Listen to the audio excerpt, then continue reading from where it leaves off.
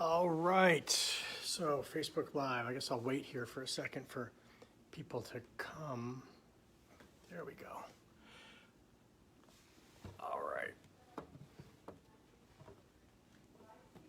All right, so I'm live. Anybody on yet? And that's on our page. Yep. Excellent. All right. So, good afternoon, everybody. Hope everybody's doing well. I'm Dr. Jeffrey Galvin. Welcome. I see a couple friends on there already, Scott and Wendy. How's everybody doing? So today I thought we would just take questions from the peanut gallery. Cynthia, Christy, hey, how's it going? Take questions from the peanut gallery. You got a couple questions submitted. There was actually a really good one about daycare. About summer activities for kids, and can kids go to, do you think that they'll be able to go to summer camps and things like that? Well, the fact is that for kids themselves, their risk is so low. I mean, the majority of kids don't even have symptoms at all. And, so them being away at a summer camp is probably pretty low risk, even if there's a case there. Somebody mentioned about chickenpox parties like we used to have like a long time ago. And that may be a reasonable thing. Send your kid to COVID camp, have them locked away with a bunch of young people, nobody who's at risk, and let them all get exposed and they come back immune. That might be a thing to do. We know that the risks really lie in those people in those risk categories: hypertension, diabetes, autoimmune disease, obesity, and especially the extremes of age. The vast majority of deaths are related to people who are above 70 years old. So when we are looking at reopening the economy and things like that, we need to kind of understand what our level of risk we're willing to take. And the fact is that we never take any, me walking out, I went and it was at the office earlier today, and I took a risk getting into my car and driving there.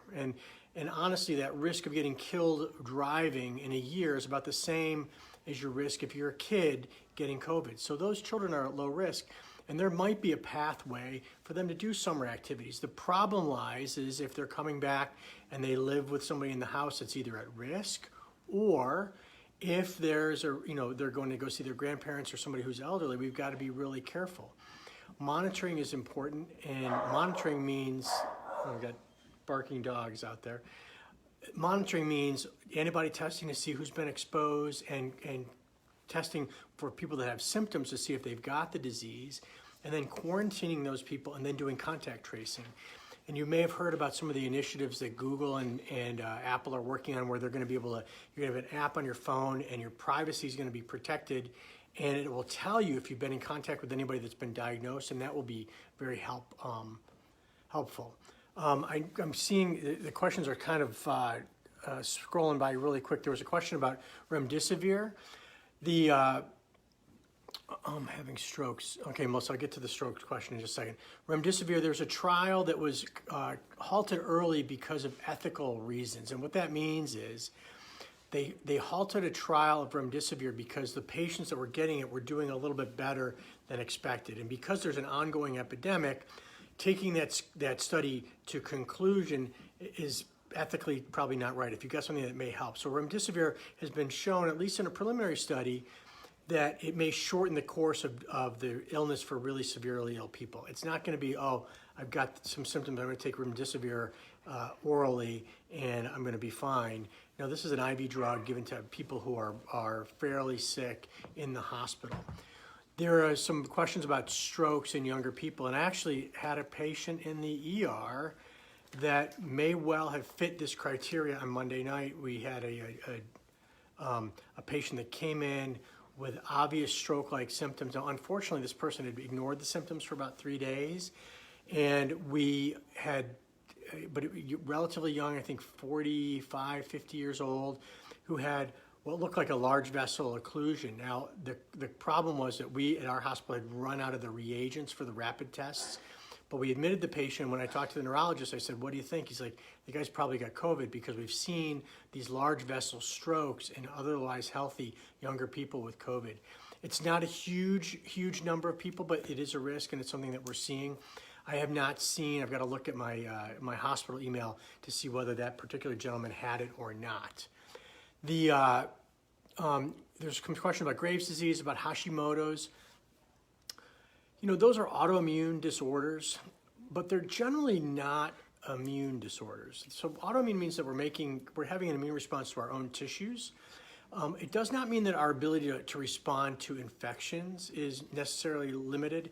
So I would think that Hashimoto's, Graves, and some of those other autoimmune diseases, that as long as you're not on chronic steroids that would lower your immune system, I would think that probably it would not make a huge difference.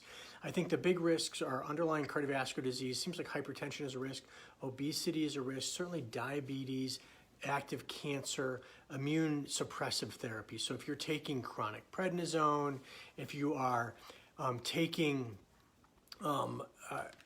medicines that, either medicines that are immune modulators for rheumatoid arthritis, something like that, that may well, what are the symptoms they ignored for 3 days? Oh, the patient with stroke. Well, remember, I work in the emergency department, and as much as we would like to think that everybody sort of thinks the way most of us think, a lot of people don't. And so this guy's left arm stopped working 3 days ago, and he didn't think it was important enough to come into the ER for 3 days. So, I mean, I've gotten to the point in my career that nothing really surprises me. I just sort of roll with the punches. And it's sometimes funny. This is just a funny emergency medicine anecdote. We consult other doctors all the time, and a lot of times I have to wake people up in the middle of the night because of a surgical case or whatever. And I can remember one night that there was a patient that had ENT surgery that morning, and their nose was bleeding, and they finally came to the ER at like 4 a.m, and I couldn't stop the nosebleed, and I called the ENT up and said, "Hey, listen, you're gonna have to come in and fix this nosebleed. It's been bleeding since this morning." And he's like, "Why did they, come in?" He was losing his mind, and why didn't they come in early? I'm like, I didn't ask. And he's like, "Why wouldn't you ask that?" And I said, because in my line of work, down that road lies madness. If I start worrying about why people come to the emergency department, I can't do my job. So I just know people are there. They need to be taken care of. I'm going to do my best I can to take care of those people. Addie, do you have some questions? Let me see here. Do you have any idea why it may be used with remdesivir? There's a couple different things being looked at. There's some studies looking at Pepsid, which is an H2 blocker. The studies that show the combination of azithromycin and hydrochloroquine don't really seem to be panning out. My hospital stopped using it.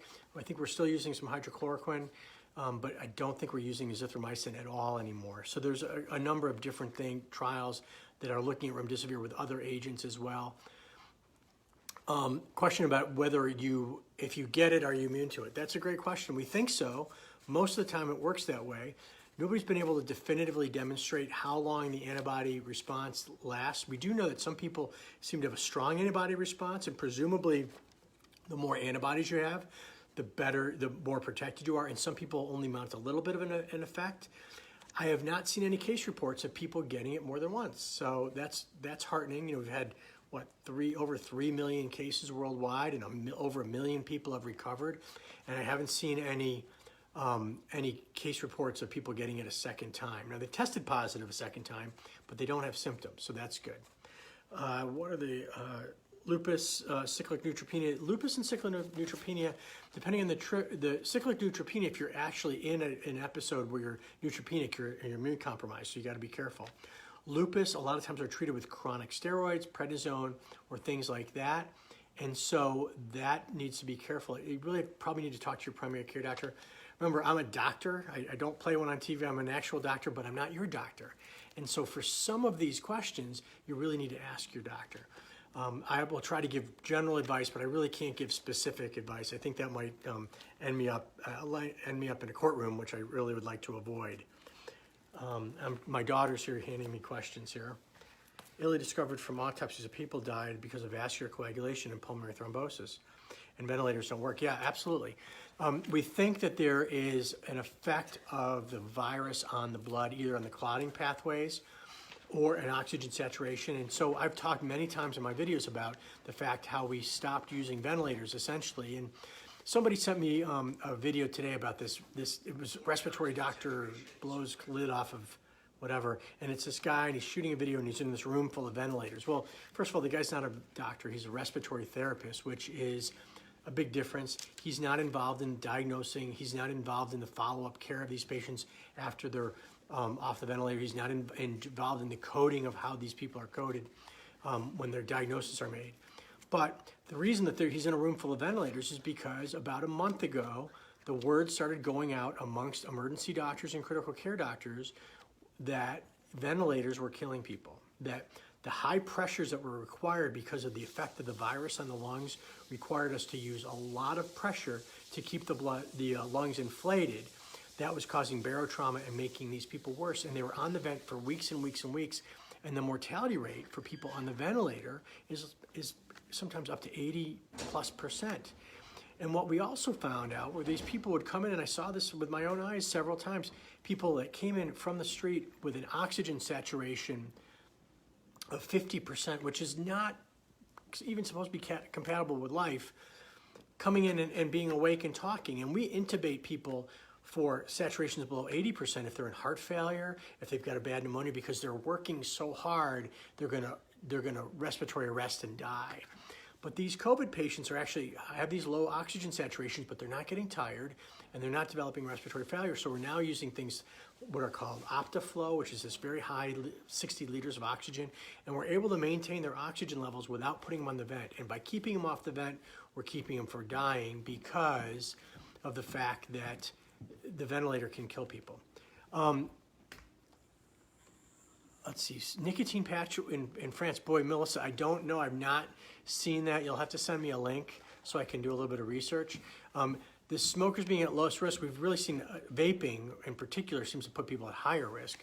Maybe cigarette smoking, maybe something with the vape fluid itself. I don't really know. Next question here. Sorry, we're scrolling. What are thoughts on the companies like Quest offering antibody testing? So, yeah, so antibody testing, great question. That was Cynthia, I think, asked. Oh, no, who asked that question? Oh, Katie. Antibody testing, great thing. You know, in an effort to get people tested and to get these tests available, the FDA basically said, if you can show the test works, well, you can do it. Now, normally what would happen is that if you got a new test that comes to market, the FDA is going to require all these tests to be done on the test to make sure it works. It turns out we've had a flood of tests from China and Korea, and a lot of them are not very good, especially the finger prick ones.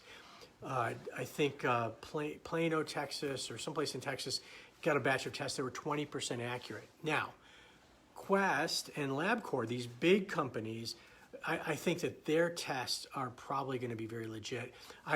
We use LabCorp a lot, and I talked to our LabCorp rep yesterday, and they're just rolling out that test this week. Why have they been so slow? Because they wanted to make sure it was right. And so I would trust Quest and LabCorp far more than I would for some tests that I don't know anything about from Korea. We'll know more as things go along. I'm going to scroll up here. Children catching the virus coming with inflammation to the heart and lungs. I haven't heard anything, Cynthia, about myocarditis or epicarditis in children getting the virus. The number of pediatric COVID cases are so small, and generally those kids that do get sick have got underlying conditions. So it's probably not the greatest sample to look at, but I don't really know anything else. When are they going to start antibody testing? Well, I just sent somebody for antibody testing today to LabCorp. So there are places in North Carolina and probably other places that you can get antibody testing today. I was told by LabCorp the results take about 3 days to come back or so, 2 or 3 days. They're doing 3 different tests, one that looks at IgA, one that looks at IgM, one that looks at IgG, and generally IgM is the sort of the first response. And some people are saying that the IgM response is relatively low. IgG is the secondary response that you get, and that's probably the best one as far as my knowledge in terms of what tests to do. And it looks like LabCorp, to me, apparently is offering them at very low to no cost, depending on your insurance, which is good. I'm sorry, you don't have my glasses on, Addie. Can you speak on Craig? Practical things. Oh, these are the Molly Weishart had a great question about practical things we could be doing to help our overall health and boost things. And Molly, I actually have, if you want, if you send us a message, I will send you a handout that we did about supplements. And one thought about hydrochloroquine, it may be, if you use it with zinc, that combination may work really well. Zinc is an interesting supplement because zinc disrupts this enzyme called replicase, and replicase is the tool the virus uses to make copies of itself. So how does a virus work? Well, a virus attaches itself to a cell, injects its sort of viral RNA package, and it hijacks the cell's own system to make many, many copies. So this one, cell sitting here gets infected, the virus infects it, it hijacks the machinery, and then that becomes a virus factory, okay? And it just fills up with virus, and when it's completely filled, the virus sends a signal for the cell to kill itself. It bursts open, and then all these virus particles go out, and then they infect all the other cells, and the process is repeated. Well, this enzyme replicase is essential for that process to happen, and zinc interrupts that. Now, zinc is a charged molecule. It's got a 2+ charge. If you just take zinc, it's not going to get into your system very well. It's got to have what's called an ionophore, or something to transport it in. And hydroxychloroquine actually can act as an ionophore, and that may be part of the reason that we've seen some success with it. But there are other ionophores that work just as well. So quercetin plus zinc probably does the same thing. And I've got to hand out B vitamins, vitamin D, good sleep, good nutrition. I run a wellness clinic, and I keep talking about doing more wellness stuff. And now that things seem to be sort of at a steady pace here, and we're actually starting to see some improvements, we are going to be doing more wellness content on the YouTube channel and on Facebook over the next little bit. Here, Barbara wants to know, is it true when someone coughs, it remains in the air and may be picked up by someone when breathing? So that's sort of this key question of airborne spread. Is the virus airborne? Well, yes and no. So generally, viruses that are airborne are very small viruses, very light, and they tend to be able to be taken by air currents and flown around. Now, if you cough, you develop these things called fomites, which are little droplets of saliva or mucus that have the virus in them. Because the virus is relatively heavy, they tend to settle out of the air quickly. But, if you're in a situation where there's a lot of airflow, maybe air conditioning and things like that, it's possible for those things to get picked up in air currents and flown elsewhere. And so that's one of the reasons that non-invasive ventilation in the hospital is very risky, where we put people either on a BiPAP or a CPAP machine, because it aerosolizes things. So aerosolizing procedures, things that make a lot of aerosols, can suspend these viral particles, and you can breathe them in. And that's why PPE is so important for healthcare providers, because we get exposed to that a lot. So in the healthcare setting, it certainly is airborne in the room with the patient if they're on certain therapies. Generally, if you're just walking outside, it's not going to be. But if you're in close proximity, if you're in a restaurant right next to somebody and they cough and there's air conditioning blowing on you, it could blow things over. So as we start reopening, we're going to probably see one table spacing between people at restaurants and things like that. Thoughts on kids going to daycare camps. I talked about that earlier. Coagulopathy, I already spoke about both of those. Kids, the first thing I talked about was kids going to daycare and camps. Remember, kids are at really low risk. If they don't have medical problems, the risk is almost zero of getting really sick. And so if, it might not be, remember chickenpox parties? Well, you send your kid off to COVID camp, and they're with a bunch of young kids, and they got young counselors, nobody who's probably at much risk, and they all play around together, and they all are converted, and then they're immune. The concern is that you send your kid to day camp, and they come back, and grandma's at the house, and the child is infected, asymptomatic like they mostly are, and they infect somebody who's at risk. And so that's the scenario where you have to worry about. I think that kids could probably go back to school if not for the fact that they're going to expose other people that may be at risk. Does not having a spleen make you more or less susceptible to catching the virus? Well, that's interesting, because you're immunocompromised if you've had a splenectomy. But generally, you are only immunocompromised against encapsulated bacteria. And so generally, I think a splenectomy would not increase your risk for a viral infection. Now, I could be wrong. I'm not an absolute expert on that. But generally, a splenectomy puts you at risk for these encapsulated bacteria. And this is a virus. So my top of brain answer would be you wouldn't be at increased risk. Any underlying conditions that would be contraindicated for zinc or vitamin D? Vitamin D, unless you've got some inborn error of metabolism, or you've been specifically told by your doctor that you can't take vitamin D. Vitamin D is generally pretty safe. You can take too much zinc. Generally, we don't like the people to take zinc for more than 2 months at a time. Are there underlying medical problems? There are some bizarre, genetic abnormalities that have to do with vitamin metabolism that could certainly have an adverse effect. But the number of those people in the country are so small, your individual risk is very, very low. Let's see. I had a question somewhere. Let's see. What's that? Oh, do you have enough PPE or no? Are there still shortages? I think that we've been very blessed. I think with our communities, like I've had so much PPE donated to me personally that I've put at the hospital.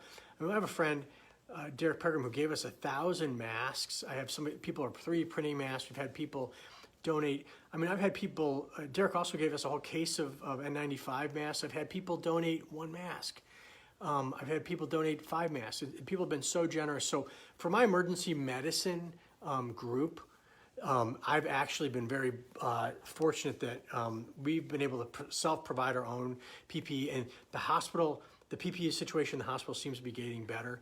We now have enough gowns and things like that. So I don't feel like I'm at risk for not having PPE when I work. I feel like the PPE may kill me. Wearing a mask for 8 or 10 hours straight is maddening. And I don't know if you guys remember, but when the first night shift I actually wore a blister down on my nose because of it. So okay, Becky, yeah, we'll send you, Becky, if you just message us your email, we'll send it to you. Hey, Lynn, what's up? If you guys want the supplement sheet, I did write it up. If you either submit to our website, there's a little information thing.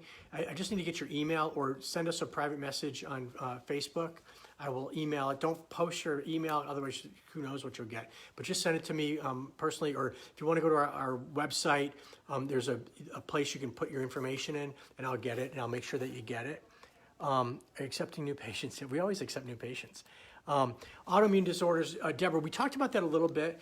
Autoimmune is where your immune system is attacking itself. And so if you are being treated for that with medications that lower your own immune system, it could be at higher risk. But some things like Graves' disease and Hashimoto's, I haven't seen any data that shows that there's any increased prevalence of COVID risk in those people. Now, I could be wrong. I would be lying to you. There's so much data coming out. If I can read 100 things a day, and I probably do, that's a lot, but there's probably 10,000 things a day coming out. The real trick is what, right? Is it legit or not? Because as we've talked about in this on the videos, there's such polarizing opinions on the left and the right, and we have to figure out in the middle someplace. Al, I did address your video that you sent me earlier today, and I will send you a message later. I think the guy's not a doctor, he's a respiratory therapist, and he's got all those ventilators because we're just not intubating people. And I think that when he gets into the Illuminati towards the end, he kind of lost me, but I'll send you a message about that. Because our suit is a plastic gown and we are soaked in sweat. That was a Dee Chicago. Yeah, where she has to wear a plastic PPE suit where she's working, and gosh, it's almost like wearing what's the tracksuit in Christmas Vacation? Those people are exercising the tracksuits and they're pouring sweat. It's a little bit like wearing that. I had a patient that, or not a trauma patient, but a respiratory arrest patient that we had to get fully PPD'd up in, and I was in that room for 45 minutes, and it was like I was wrapped in saran wrap, and I couldn't wait to get out of there. Now 10 years old, son who had pneumonia, history of pneumonia, only when he was younger. Now at 10, he's at risk. Yeah, I don't think if you had pneumonia when you were younger, it puts you at an increased risk. Put you at increased risk. Jenna wants to know, is it normal for a disposable face mask to cause me to overheat? It causes me to overheat. So maybe you and I are the only two weird ones, but it does make me overheat. I hate it.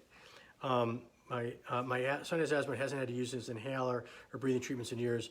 How concerned? I wouldn't be too concerned. I don't think asthma, as long as you're not on immunosuppressants, even asthma itself in kids hasn't shown to be much of a of a risk. How do you keep from being dehydrated? I keep drinking. Now that none of the administrators, or only the cool administrators are around, the majority of them are home. No one is yelling at us about having drinks at our desks and everything. And so now I can actually hydrate myself while I'm working, which I like. Let's see, do we have to call our doctor to order an antibody test? Yes, you do. LabCorp just requires an order from your doctor. There may be drive-by testing. I think California maybe is allowing free testing. That may well come here. 30 milligram zinc. Again, if you're worried about interactions with other medicines, Gina, I think you got to talk to your doctor. Like I said, I'm a doctor. I'm not your doctor, so I don't want to give any medical advice that's specific to any one person. But 30 milligrams of zinc is a good idea. And if you're taking Plaquenil for lupus, definitely take the zinc with it, because again, it's ionophore. It'll help the zinc get into the cell and provide some protection. My daughter's scrolling the phone for me, so that one I just answered. How about kidney patients? I would think that there is, I think, some risk if you've got chronic kidney disease. I think that's a population that's at higher risk. I have seen a couple preliminary papers that showed some increased risk for chronic kidney disease, and certainly for people who are on dialysis, because those people generally are immunocompromised. Let's see here. Oh, Jackie's watching. Hi, Jackie. Other questions we have, Addie? So I do think, Parkinson's patients, what about them? So, Parkinson's is a neurologic disease, and generally it doesn't have much of an effect on your immune system. So Parkinson's patients generally don't have immune systems unless they're on immune modulating drugs. So sometimes Parkinson's patients may be treated with steroids. There may be episodic treatment, and they may be put on immune modulators depending on the type of Parkinson's. So those are things you really need to ask your doctor about, because again, I can't speak to specific people. Hey, Jane, what's up? Jane Honeycutt, one of my favorite nurses ever in the whole world, is on. And that, I think that your doctor's gonna have to answer some of those questions. I keep getting questions about opening. We've talked the last couple days about Sweden and their experience. This guy, Goran, who has answered put a comment on our YouTube channel and then put something on Facebook, who lives in Sweden. He's got some really interesting things to say. And I think he's right. Like, it would have been way better had we implemented that stuff early on, but we need to open up the economy somehow.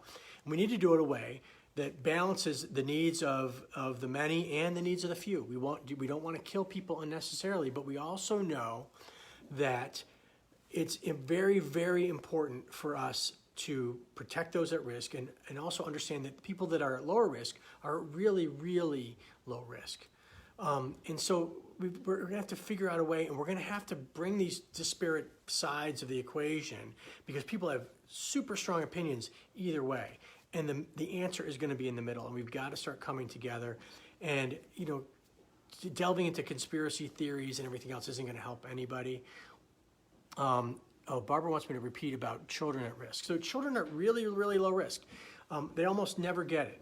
As a matter of fact, if you're college age or younger, your risk is exceptionally low, unless you've got some kind of chronic problem. As a matter of fact, the only pediatric deaths we've seen, for the large part, have been kids who have been very, very sick. And COVID was probably a comorbidity, and they were already very, very sick. So I think generally the risk is low. Becky wants to know, I work in a long-term nursing facility. We have been on lockdown since this first started. Becky's at a long-term care facility that doesn't have any COVID cases, which is fabulous. So they must be doing a really, really good job. That guy Goran from Sweden mentioned that their biggest regret is that they did not lock down their nursing homes, and half of the fatalities in Sweden are from nursing homes. So Becky, that's great. Jackie wants to know, what point do you think we can get tested if we don't have any symptoms? Well, do we want to get tested for the virus if we don't have symptoms? Probably not, unless we've been exposed, because it's probably not going to tell us much. But the antibody testing should be broadly available, and it looks like we'll be able to get people tested without, you don't need to have symptoms to get tested for the antibodies. If you're getting the virus test itself, it doesn't really probably do much good, because unless you have an active infection, it's not going to be positive, and if you don't have symptoms, you might be in that prelim stage. Now, if you got exposed to somebody, if we had a tracking app and you can say, hey, I was around 3 people that had it, then that person might get tested. But if there's no reason to think that you've been exposed, then the antibody testing is better. Jane wants to know, sickle cell. Jane, we're getting into the esoterics of emergency medicine here. Jane wants to know if we think that it might be similar to sickle cell, what the virus is doing to the blood. In sickle cell anemia, low oxygen tension causes the cells to sickle and to deform, and they clog up blood vessels and things like that. It seems like it's a coagulopathy, Jane, honestly. We're not really sure, but they've been doing these autopsies in Italy, and people have all these microemboli in their lungs, and so it's some sort of a coagulopathy. We don't know what. We do think the virus binds the beta subunit of hemoglobin, and that may be why we're seeing these people coming in with a SATs of 50%. I mean, Jane, I don't know how many years you've been an emergency nurse, but what happens if someone comes in with a SAT from EMS of 50%, and we intubate those people immediately. But I had a guy that came in 50%, and he's like looking around. I was like, why are all these people in spacesuits around me? We put him on super high flow oxygen. He came up to 85%. I didn't intubate him, but I don't know if the blood is actually thickened per se. How certain are we have antibodies will provide long-term immunity? We're not. We don't, and the World Health Organization came out and said as much earlier in the week. They said, there's no evidence that antibodies protect us. However, if you look at the numbers, which we usually run, I glanced at them earlier, but they have 3.3 million cases worldwide, over 1 million recoveries. Not seeing any case reports of people who have had it and recovered getting it a second time. There's some case reports of them testing positive a second time, but not getting symptoms. And so that may be a reactivation or somebody that had a partial resolution and not all the way. But we don't know. We're hoping because SARS, the antibodies against SARS were shown to be protective for 2 to 3 years, and MERS were shown to be protective for 1 to 2 years. So hopefully, since it's a coronavirus, it should provide some protection for at least a short period of time. Mike Jones, updates. Oh, thank you. You're welcome. My pleasure. Can taking baby aspirin under advice of your individual doctor help prevent these microclots or large vessel occlusions? They might. Generally, aspirins are platelet inhibitors, and so we don't know if it's a platelet effect or not, so I don't know. Most people, if you clear it with your doctor, taking a baby aspirin is not going to hurt you at all. Lynn wants to know, works in a nursing home, and they say if she tests positive, but she's not showing any signs, she can still work. Ooh. Well, I think that's a qualified question. If she tests positive for antibodies, I would say yes. If she tests positive for the virus, I would say not only no, but no, because that's a high-risk population. So if she's got a positive virus test, meaning that she's got active virus, she can't go anywhere near, she can't go within 100 feet of the nursing home. If she's got a positive antibody test, it means she's been exposed, then yes, she can. I'm not sure if anybody's asked, how do you know feel about wiping down groceries? I don't think that you need to. I actually filmed a video earlier today that I'm going to put on our YouTube channel about using gloves, because I see people with gloves all the time and we're using them completely wrong. We don't use gloves. Hey, go grab me a pair of gloves. I'll do it real quick for you guys, because gloves we use in the hospital for single use. Single use. We use them one time and we throw them away. And I went to the store the other day and like half a dozen people were wearing gloves. And gloves get filthy. And remember, we transmit the virus by touching something that's got the virus on us and touching our face. We wear masks to protect us from spewing virus out, and secondarily to protect us from touching your face. But gloves are going to do you no good walking around at the supermarket. But if you're worried and you want to use gloves to get your groceries, then you can. So I'm got a pair of gloves here. I don't know if you guys can see it. I'm going to put these gloves on. Now, these are not sterile on the outside, but they're clean. So now I'm protecting my hands from what might be on a surface, right? Now, let's say I went and I had food delivered, or I've got a package delivered and I'm worried about it. So I put my gloves on, I go get the package, I spray the package off or whatever. Now these gloves are contaminated. Now anything else I touch, anything that was on the package is going to be on anything else. So now what I need to do is I use the gloves one time and I take them off. Now how do I take them off? Well, I'm going to grab, I don't know if you guys can see here, I'm going to grab the glove, I'm not touching my skin, and I'm going to slip it off, and now this glove is inside out, and I'm going to use the inside out part of the glove to grab the other side and turn that inside out, and now what I'm holding there is the inside of the glove. That's only touched my skin. All the infected bad stuff is on the inside, and I throw that away. That's how you use a glove. Use it one time. Don't wear it to the supermarket and wear it all day long. It's not going to help. Let's see here. My county has only 11 confirmed cases. How will that affect herd immunity in my area?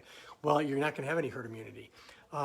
But you're also going to have lots of fewer cases. I think there's 2 counties in North Carolina that have no cases at all. Why is that? Because there's nobody really lives there. I think one of them is like Anson County, and most of the people that live there have vacation homes, and they're not allowed in. They're making people quarantine. So yeah, herd immunity is going to develop much faster in bigger areas, and that's why, as I talked about yesterday, that the solution to this is going to be at a local level. Because there's only 11 cases in your area, you can loosen things up there because there's much lower chance of people getting infected there. And what we do in New York City cannot inform what we do here in North Carolina. Now, it might inform what we do in downtown Charlotte, but here up in Concord, where I live, kind of out a little bit in the country, probably less so. So it's got to be individual areas. Let's see here. It's got to be a local answer using good data, and both sides of this have got to come together and talk. What do you think about recommendation of kids sitting 6 feet apart when they can finally go back to school? I agree. Jennifer's a teacher. You're gonna keep elementary school kids 6 feet apart? No, it's not gonna happen. Again, such low risk. The big risk with kids is that they're all gonna get exposed, and which is a good thing. But if they've got people in their households that are at risk, that's the risk. Them transmitting the virus to at-risk people, transmitting it to their older grandparents or things like that. That's really where the risk is. But I think getting back to school is going to be a very interesting problem. How long the virus lives on different surfaces. The studies that have been done that showed it lives 3 days on, I think, plastic or stainless steel, I can't remember. Those studies, are in the laboratory. It probably lives for a lot less. I don't know about clothing, though. They just take reasonable precautions. Where can you go for antibody testing in the Charlotte area? Well, I just talked to our LabCorp rep, and LabCorp is rolling out testing broadly at their locations starting, I believe, today. We actually sent a patient today to have it done.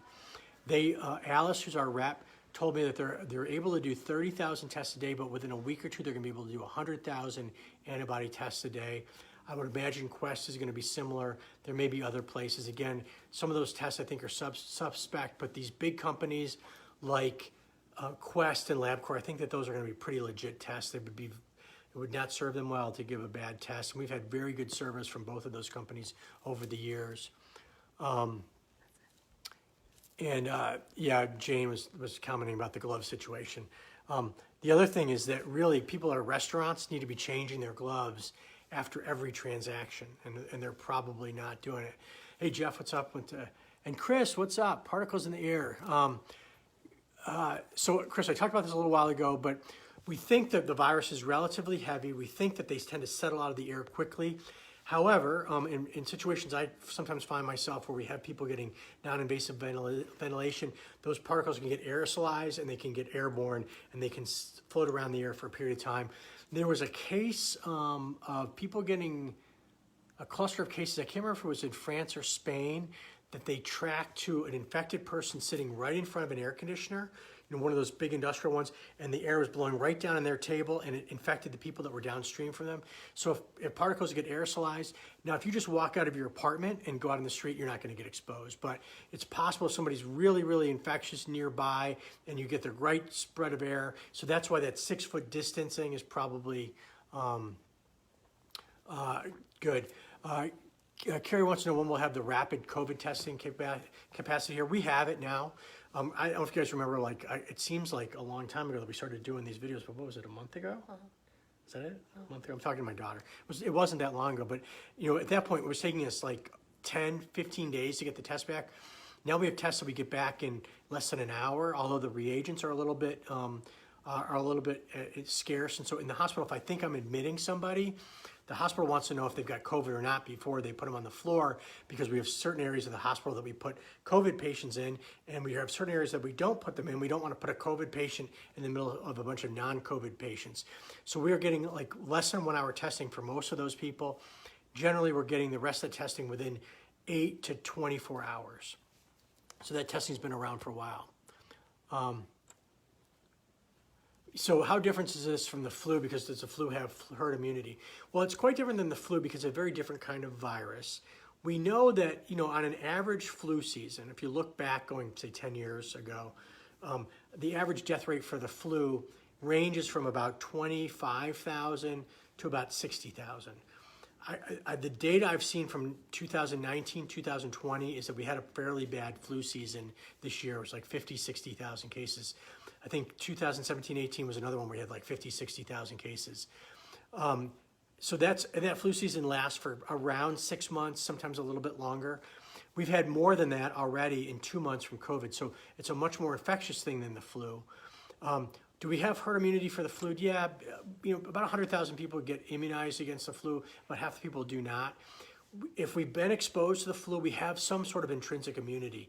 The flu tends to mutate a little bit every year, and so that's why the vaccine we give this year doesn't have the flu from this year, it has the flu from last year, because those mutational shifts are relatively small. So we have some herd immunity and we have some intrinsic immunity from either being immunized or perhaps being exposed to it.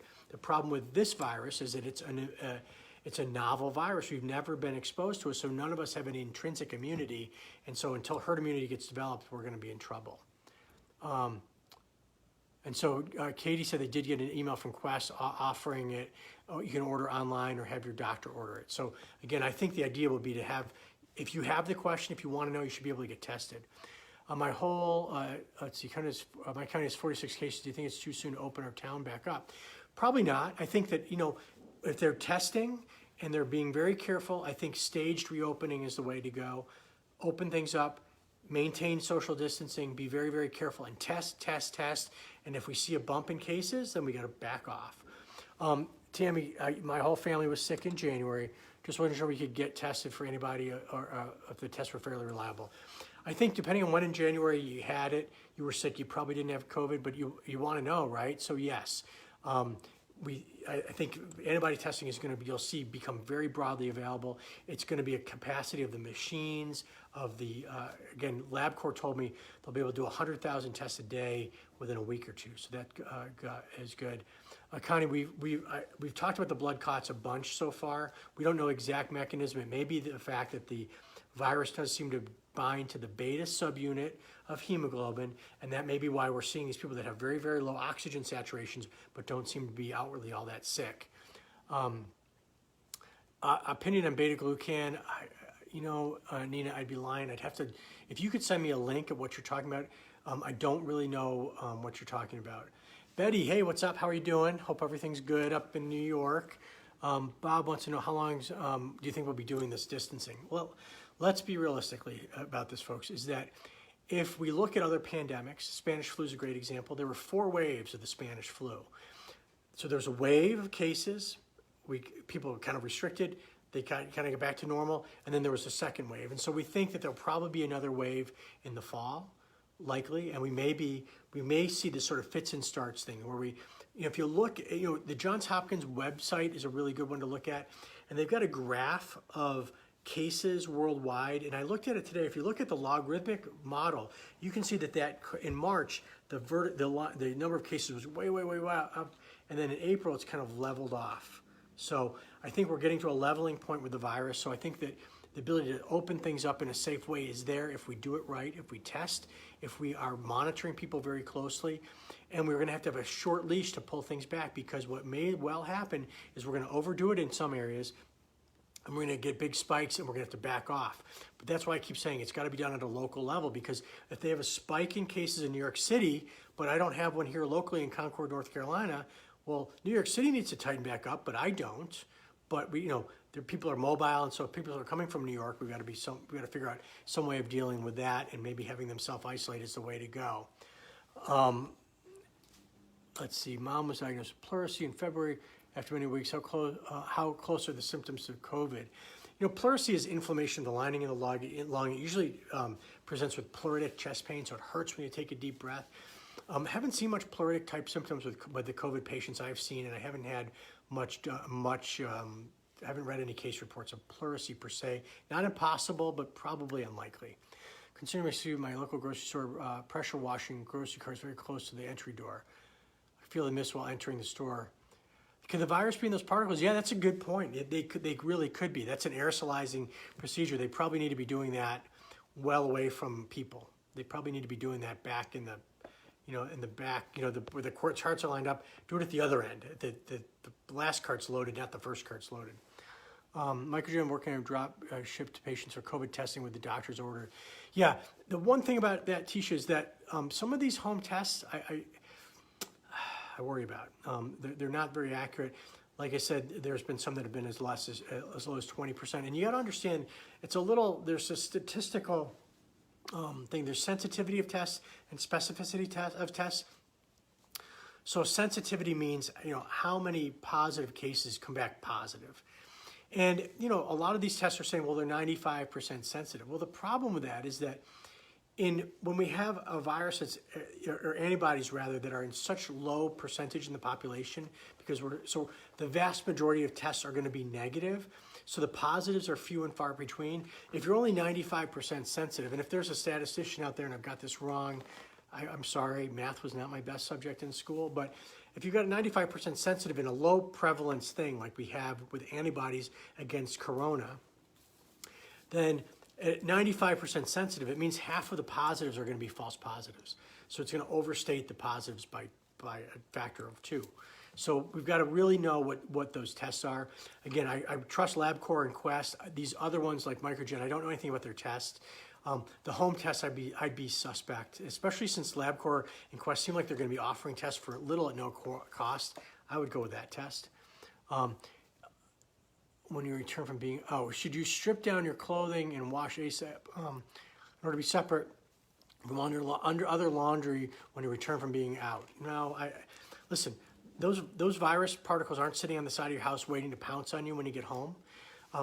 Your risk, now my risk and your risk is a little bit different. Now when I work, there's a reasonable chance that there's going to be virus on my clothes. And so I don't leave the hospital with my clothes on.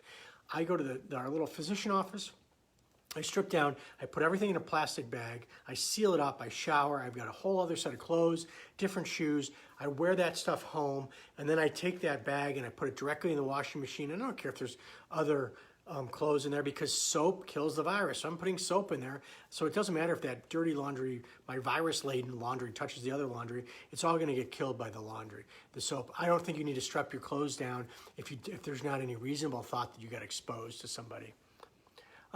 Patty asked about my in-laws. They're doing well. Boy, they're stubborn. But my daughter is smiling here. What do you think about our in-laws? So, and Chance, who's one of our health coaches, has been quarantined here with us for almost a month and a half, is here with us as well. But yeah, my in-laws are very stubborn, but they're doing very, very well. We've got people looking in on them. It was Chris, you want to know about the Bakersfield doctors? Gosh, I've had 2 videos about them. You should really watch those. I don't want to say mean things, but those guys had an agenda there, and you're in education, they took their numbers and totally spun them for a political and an economic reason. They basically took these numbers from their clinic and said, okay, we tested 5,000 people, 6% of them were positive for the virus. So that means in California we have 40 million people, so 6% of them are positive, and we've had X number of deaths, and if you look at the number of deaths in California and you divide them by that 6%, the death rate is 0.03%. Well, that's ridiculous. They have a completely biased subpopulation that they sampled. Who do we do COVID testing on? People we think have COVID. They got fever, cough, shortness of breath. And you're extrapolating that to a population that doesn't have any of those symptoms. So the true positive rate of people with the active virus in the population is much, much different than what they're saying. Let's think about some sobering numbers. They're saying 0.03% fatality rate. 0.15% of the entire population of New York City has already died of this. And if you look at the American Association of Emergency Medicine, or ASAP, or just look up, Bakersfield doctors rebuttal, there are plenty of people who are way smarter than me that will break down all the fallacies of their math. And they did that as a PR ploy. What doctor causes a press conference? No, you publish your data. That's what you do. ZDog MD is another one who does a great job of sort of breaking down, and he says meaner things about them than I do. I'm going to leave it at that. Type 1 diabetes. Type 1 diabetes is a risk. Somebody's talking about their 20-year-old son who has type 1 diabetes. Diabetes by itself is an immune compromising condition. Now, it depends on how well controlled it is, because, it used to be a 20-year-old with type 1 diabetes, very unlikely to be well controlled. That was before we had insulin pumps and things like that. Now that we've got insulin pumps, we've got 20-year-olds that manage their diabetes awesome, and so they're probably at far lower risk than if their diabetes is controlled. They're at much lower risk than diabetes that is controlled. Oh, Julie McLaughlin I just need to give a shout out to Julie. She works for Ben & Jerry's. Ben & Jerry's donated 100 coupons to my staff, and they're all loving it. They're all a little heavier and waddling around the emergency department, Julie, and for that, I blame you. But thank you again. That was really nice. How will we need to wear masks when we're in public, or should we be really wearing them at all? I know my daughter's rolling her eyes. I'm sorry. We've answered this question a couple times. Masks are to protect people from you, not from you from getting the virus. It's not going to protect you from getting the virus. It's going to protect you if you happen to be asymptomatic from giving it to other people. Hey, Jean. How are you doing? And Jackie just said, hi, Addie. Excuse me. I'm 73, female, had asthma, self-diagnosed, cough lasted more than 2 weeks, deep rattling, wheezing, had an inhaler, no fever, shortness of breath. What do you think? Should I have an antibody test? Yeah, I would. We've had a number of people have had the virus and not get tested. I would definitely get tested, especially since it's going to be inexpensive and broadly available in the next couple of weeks. Jennifer wants to know, my daughter's scrolling from where I live in, what's now being called a hotspot. We have a lot of chicken plants in the area. Virus seems spreading heavily among the chicken plants. What do you think about meat supply? And can we get it controlled without shutting our food supply? I've got a good friend who works in that industry, and he has talked about the risk for meat packing plants. Hard to keep, they're working close together, easy to spread. Oh, John, you're on. Hey, John, data. John's the one that, if you guys saw my video, has the drinking game of every time I say data. John, we're talking about meatpacking plants, and can you chime in on getting a phone call there? What's happening locally or in packing plants? I know a lot of them are getting shut down. It may interrupt the meat supply. Looking for local suppliers is one way of doing that. If farmers can't get their meat to market, they can't maintain it. They've got younger animals coming up, so it could be a potential big problem. And I'll see if John has got any comments on that. Somebody else, Mike, asked, opening up. Hey, Mike, I actually got your message today. I think I half typed it and then left my office without sending it to you. So Mike had sent me a question on Facebook, a message about, the parents they've been socially isolating for weeks. The grandparents have been socially isolating for weeks. Can they get back together? Yeah, we've run into this in our own family. My son's got a girlfriend, and they've been completely locked down for weeks and weeks and weeks, and we've been completely locked down for weeks and weeks and weeks. Well, guess what? If you've been quarantined for 2 weeks, then you don't have it. So if you are sure, it's like the circle of trust. And what was the movie, Eddie? Circle of Trust. Somebody help me out. But anyway, if the people around you have been isolated for 2 weeks and you've been isolated for 2 weeks, then the chance is essentially zero of you getting it from somebody else. And so then in that case, I think your kids could see their grandparents. The problem is if you've got people who are leaving the circle of trust or going out to work or things like that. I've been super, super careful, and we were isolated myself a lot of times from my in-laws when they were here. And so we're doing everything we can to separate, but we have allowed some contact once we kind of cross that 2 week mark. Let's see, comorbidities. It looks like obesity by itself may be a comorbidity. There's a couple preliminary studies that show that being a fairly big independent risk, and it may be why we're seeing much more severe cases in younger people in the States versus China, and it may be related to the obesity rate. Again, preliminary data, can't tell you for sure, but we think it may be a risk, so we want you to be extra careful. Meet the Fockers, yes, thank you. Who was it that said that? Oh, Bobby, thank you very much. Meet the Fockers, Circle of Trust. So that's the way we've been kind of running it in our family. If you're in the Circle of Trust, you're good. If you're out of the Circle of Trust, you're out. Any other questions? We've been on for almost an hour now. And meet the parents too. What kids under one are really, really low risk. If there's no underlying problem, their risk is minuscule. We haven't seen any cases at all, except for kids who are who have underlying medical problems.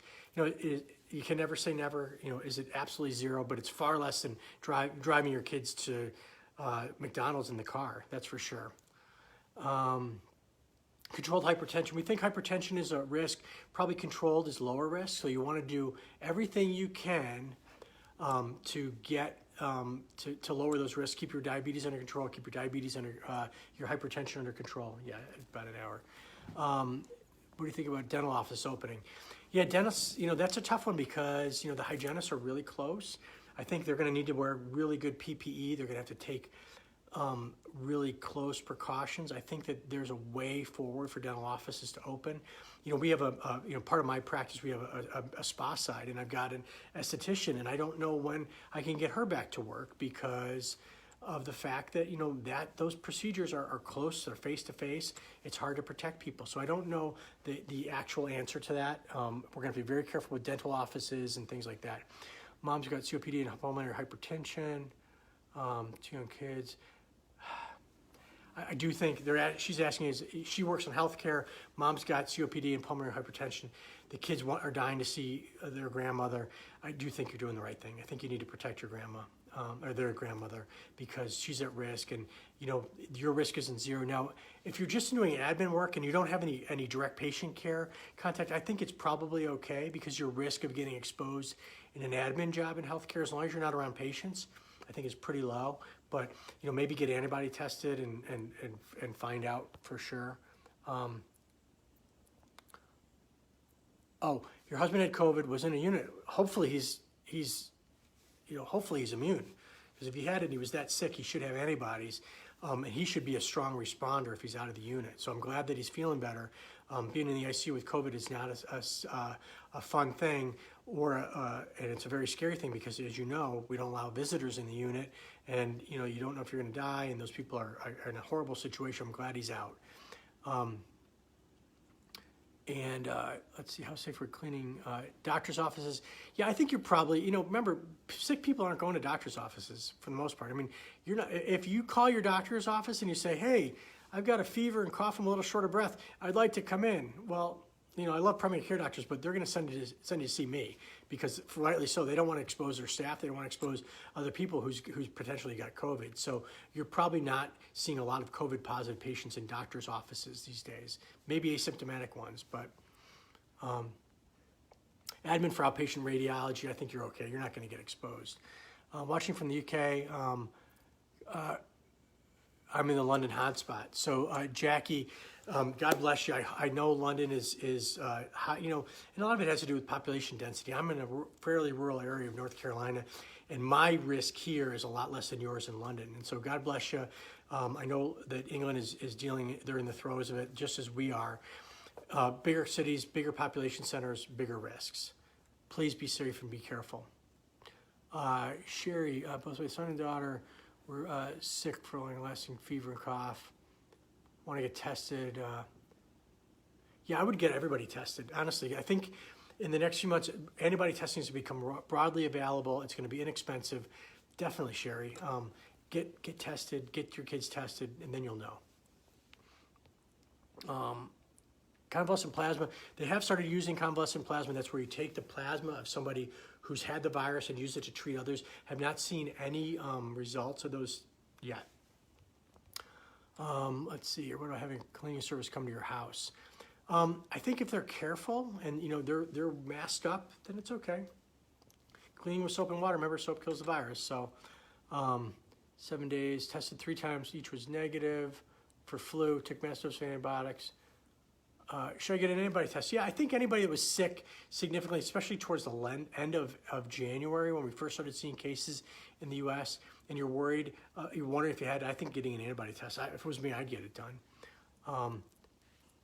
Would you continue to nurse your child under 1 if you get the virus? Well, you know, there's been a couple, I did talk about nursing a few weeks ago in one of the videos. I'll have to go back and look, but there are some studies that show that it's not transmitted by breast milk. Breast milk is very protective, and the recommendation was don't stop breastfeeding. Now, if you're actively sick with the virus with fevers and everything else, then that might be a time that you don't, but as long as you're not having symptoms, I wouldn't stop.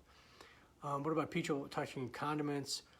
When I'm getting takeout and laying the condiments on top of the food, can it spread virus to the food? I don't know. That's a great question. Can you eat the virus? Huh? Can you eat the virus? Can you eat the virus? I would think that eating the virus would be less of a concern than mucous membranes in the nose and the eye, because you know, the stomach acid is probably going to kill the virus.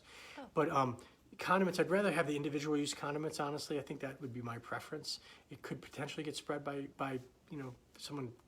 But again, you know, hopefully if they're you know, remember in food service, a little bit like medicine, they follow these procedures so that nobody's touching the stuff that's in these containers. So if there's ketchup in a squeeze bottle, you know, they're pouring it in a way that nobody's touching that ketchup or coughing on it or things like that. So that's probably okay, but I just be careful. That's an interesting condiment question. Is it Nisita? I'm gonna have to do a little bit of research on the condiment question. Well, listen, we've been on for an hour now. So I think at this point, has it been an hour? Mm-hmm. Oh, it's been an hour. Yeah, so at this point, I'm gonna call it a day. As usual, I tell everybody, wash your hands, take care of yourselves, take care of your families, take care of those around you. We will get through this, we will survive. One more question. Barbara, I've been on an IgG infusion every 3 weeks from years. Oh boy, I mean, I think you're immunocompromised, sweetie. I'd just be very, very careful, and do not, you know, do everything you can. Should I be tested for antibodies? If you're very sick in February, I'd probably get tested for antibodies because it'd be nice to know. But that one, you're complicated. You got to ask your doctor about that. I don't know if the IgG is going to affect the testing at all. If you're getting infusions of big amounts of IgG, could it affect the IgG? Because we're looking at IgG, now it's a particular kind. Susan says, go have a beer. Thank you, Susan. I might take you up on that. And everybody, my pleasure. Thank you for all the thank yous. I will be back with our normal broadcast tomorrow. I did do an interview this morning with Carolyn Bruck from WCNC. We do a Q&A every day, and I did post it on there. If you guys like this, we're going to be putting a lot of content on our YouTube channel, so please subscribe, hit the bell if you want to get notifications, and you know, follow us here on Facebook. And everybody have a great night. It was great talking to everybody. Stay safe. We'll talk to you tomorrow. Bye.